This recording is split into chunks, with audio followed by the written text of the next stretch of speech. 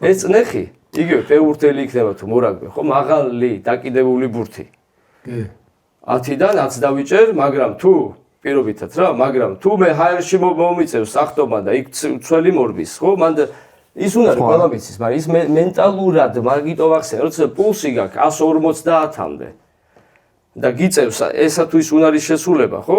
მან გასაგები ფიზიკური მომზადება, მაგრამ მენტალურად თუ მდგრადი არ ხარ, თუ შენ უბრალოდ ითრგუნები ამ თამაშით და ტოქსიკური ხდები და ეჭხუბები რა, შენს მეგობარს, რომ აი რატომ ხდა ეს, შესვენების დრო არის რა, დამთავრდა ის თამაში და იქ უკვე დისკომფორტში ხარ. აი განიცდი უფრო მეც გასაგები გაიცდი, მაგრამ სხვასაც აწუხებ, სხვასაც გადადებ, ანუ მენტალურად და ფსიქოლოგიურად მდგრადობა ამ თამაში უმნიშვნელოვანესია. 23 კაცში შეიძლება ერთი აერიოს და იმ 22-მა დააწყნავს. კარგი რა, ეგრე, მაგრამ 12 კაცში, რომლის ტურნირზეა და ერთმა რაღაც არამდგრადობა გამოიჩინოს. ხო, ეხა არავიზე არ ვარ გარანტიერი გასაგებია, მაგრამ უფრო მეტად იგრძნობა რა ამ თამაში.